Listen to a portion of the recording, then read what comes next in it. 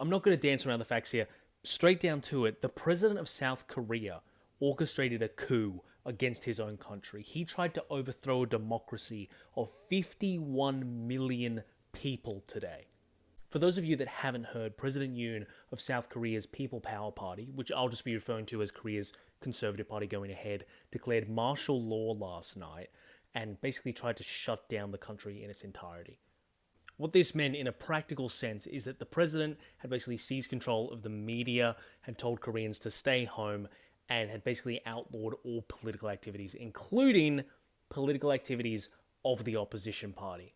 Now, this all kicked off pretty late at night, which I think was a very vain attempt to almost catch the country by surprise and pray that there wouldn't be some effort to stop him that could be organized in time. But to his dismay and to everyone's fortune, this all did come to an end because the people of Korea basically said no. Not only did people take to the streets, outside of Parliament, they literally fought with and pushed back the military operatives that have been sent basically to capture Parliament, while opposition politicians and some from the president's own party literally jumped over fences and barricaded themselves inside the Korean Parliament to basically override the president's decision to enact martial law. This intense opposition from both the people and the actual opposition itself, along with establishment politicians who found this repulsive, despite being from the president's party, basically made President Yoon walk this entire thing back, and within 12 hours, him and his cabinet announced that martial law was over.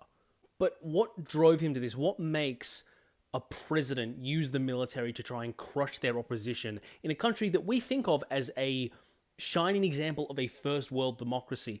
Well, it's kind of been coming for a while, and I think it all comes down to one very big miscalculation.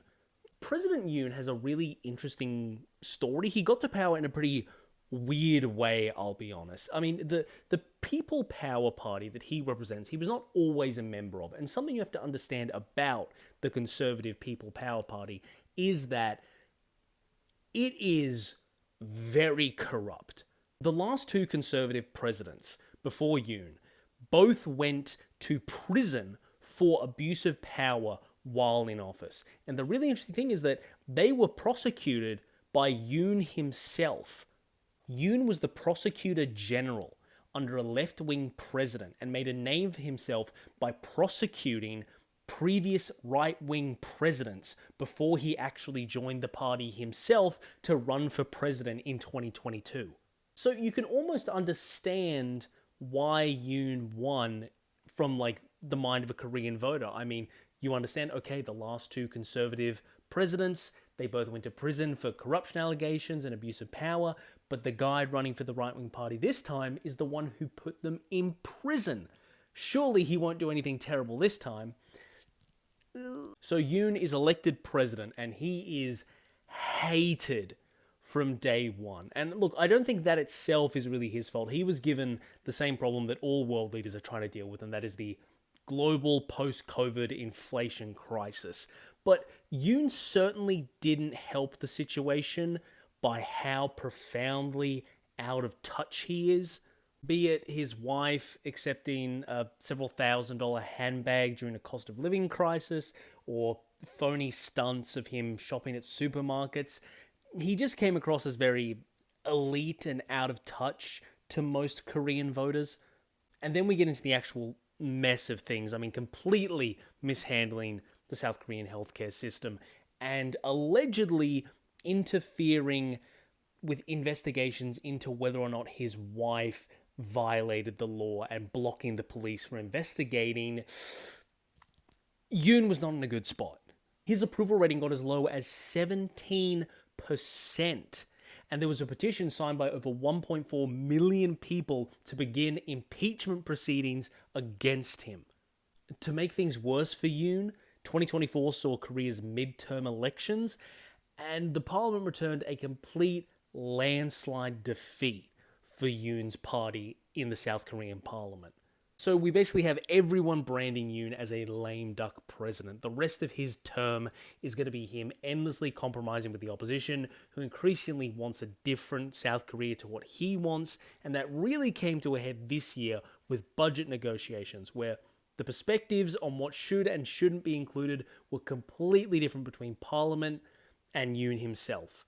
So Yoon is essentially in this profoundly awful situation for any politician. He is profoundly detested. 83% of the Korean population does not have a positive opinion of him.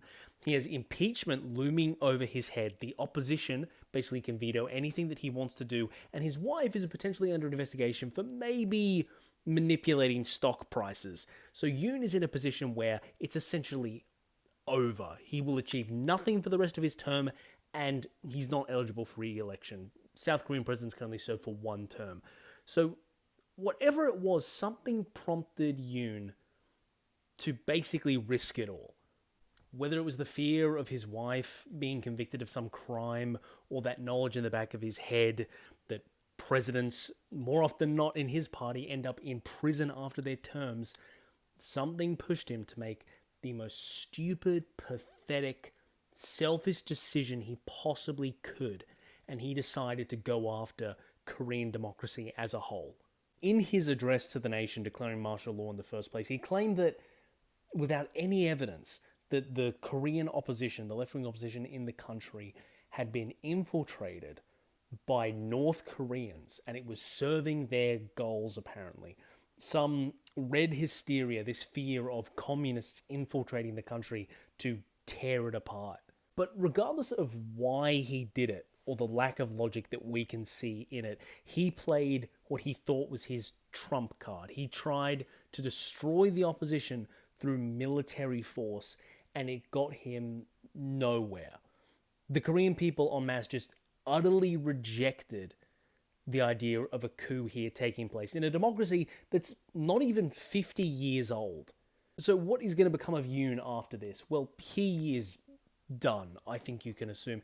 He didn't even inform his own party that he was going to do this, and as evidenced by the fact that members of his party rushed to Parliament to vote with the opposition to defy his order, pretty much shows that any chance of him not being impeached is pretty much gone. Yoon has more or less guaranteed that he is going to die in prison because of this. South Korea is not a country that is afraid to put its former leaders in prison, as evidenced by Yoon, who himself prosecuted former presidents for their corruption and abuse of power. Yoon made a name for himself and earned the trust of the Korean people by putting people from the party that he is now in into prison for their abuses of power and their corruption. And it seems quite poetic that at the end of this, he is going to end up in the exact same place that they did.